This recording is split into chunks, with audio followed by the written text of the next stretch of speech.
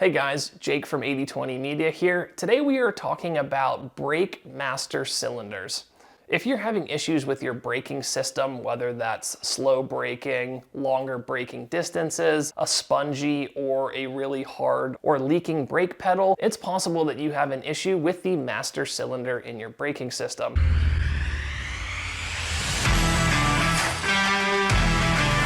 The master cylinder is the main component of a car's hydraulic braking system. If it has issues, it can lead to numerous problems with braking, which of course is a serious safety hazard. But to understand whether your issue is with your master cylinder or with a number of the other components in your brake system, it's important to understand first of all how the master cylinder works, what other brake system components it works with.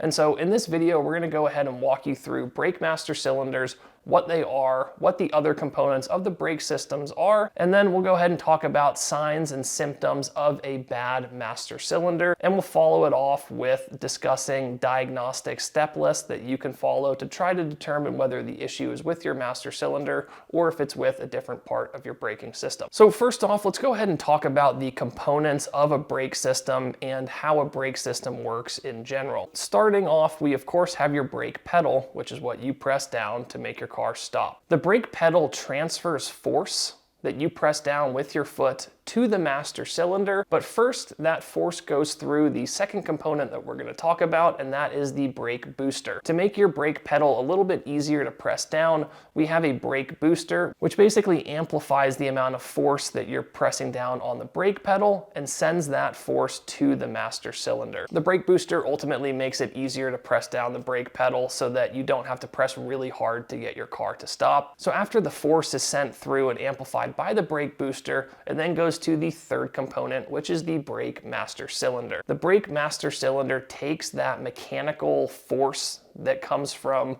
pressing down the brake pedal and translates that into hydraulic pressure. And that hydraulic pressure is what's used to make the rest of the braking system work. So the master cylinder takes that, converts that into hydraulic pressure, and then sends the hydraulic pressure to the fourth component of the brake system, and that is going to be your brake lines. And now the hydraulic pressure comes in the form of brake fluid, and so the master cylinder takes the pressurized brake fluid and sends it through the brake lines to the fifth component, and that is going to be to your brake calipers, which is attached to your brake pads, which then clamp down on your brake rotor. So those are the kind of 6 components that we're going to talk about here, and it's helpful to understand how the system works and what all the other potential failure points are, because it's not always easy to diagnose exactly what the cause of a braking problem is, because of course there are a number of components and any one of these failing or having issues can lead to all of the signs and symptoms that we're about to discuss. With that being said, let's go ahead and talk about signs and symptoms of a bad master cylinder. Number 1, we have a soft or spongy pedal. If you press down your brake pedal and you don't feel a whole lot of force coming from it, that's going to mean that you have a soft or spongy pedal, which is going to indicate a potential issue with the master cylinder, but it could also be an issue with a number of these other components as well. A second sign and symptom is going to be if you have a sticky pedal, if your pedal is sticking to the floor, or ultimately if you feel anything weird with your brake pedal and you feel it's not acting like it should. Those are going to be the 2 things that you can actually feel with the brake pedal. It's just if it's soft or spongy, maybe if it's way too. And then of course we have all the other things that brake issues can cause, like longer stopping distances, uneven braking, or just ultimately a weird brake feel to where you don't feel like your car is stopping as quickly as it should. And then a fourth sign or symptom could be fluid leaks. We could get fluid leaks from the master cylinder, we could get fluid leaks near the actual brake pedal itself. And so fluid leaks are going to be a good sign that you have something going wrong within your braking system. All of these signs and symptoms here, like your pedal feeling weird, your braking not braking quick enough,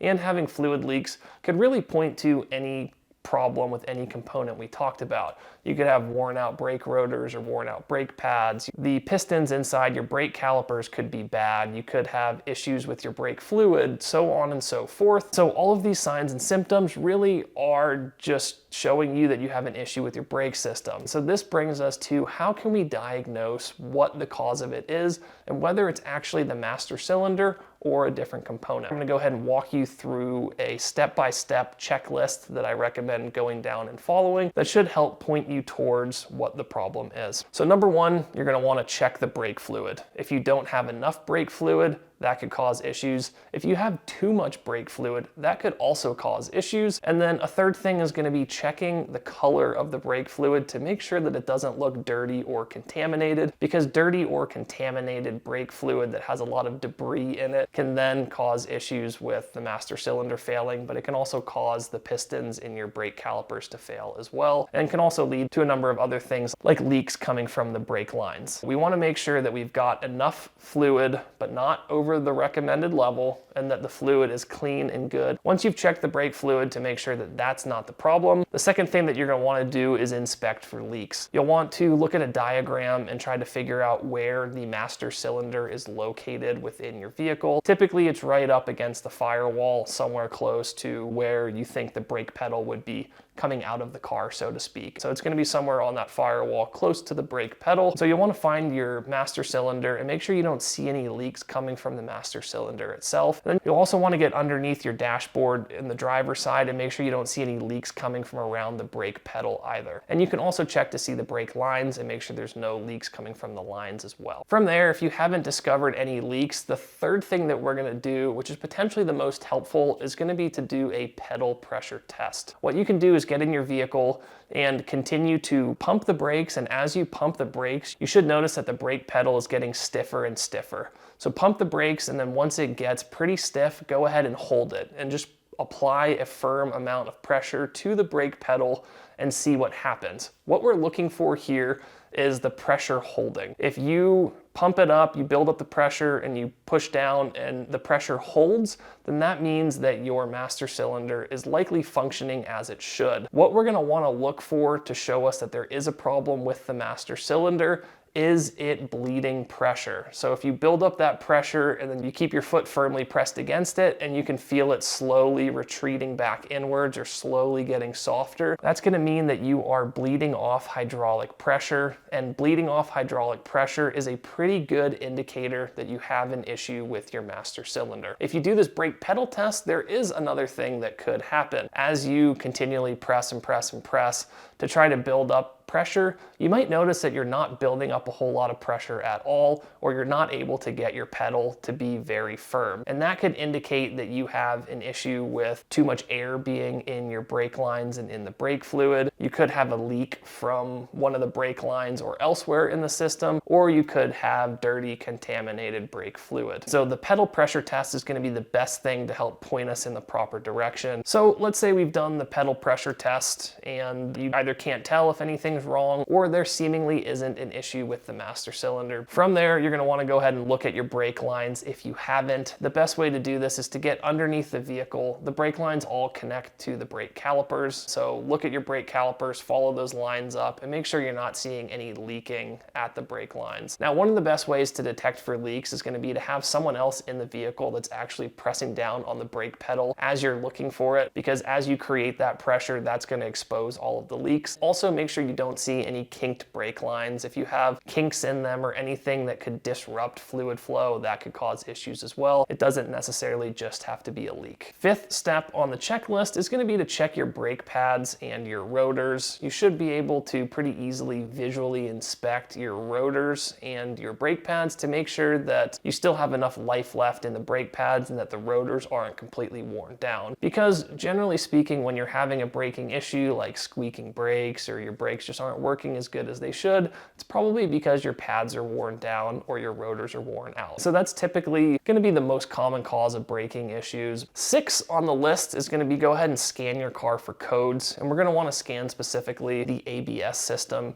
The ABS is your anti-lock braking system. The ABS system works in conjunction with all of the brake components, and so if you have an issue with your ABS system, you are ultimately going to end up with an issue with your braking. So we'll want to go go ahead and scan for codes, make sure there's no issues with the ABS system to rule out any ABS issues causing braking issues. And then if you've done all of that and you're still having issues, my 7th step or recommendation would be to bleed the brake lines. Bleeding the brake lines is going to be good just to make sure you don't have any excessive air in the brake lines or brake fluid, because having air in your lines is also one of the most common causes of brake related issues. I would just note that typically anytime you have air in the brakes, that's going to most commonly happen after you've had your pads or rotors changed or after you've had your fluid flushed. And then the last thing that I wanted to mention, because I didn't really talk about it, is brake booster problems. Like I mentioned, after you press down the brake pedal, the brake booster amplifies the amount of force that you put down on it just to make braking more easy. Brake boosters don't fail as frequently as anything else. They're typically mechanical vacuum actuated systems. So if you have an issue with your brake booster, it's likely because of a vacuum related problem.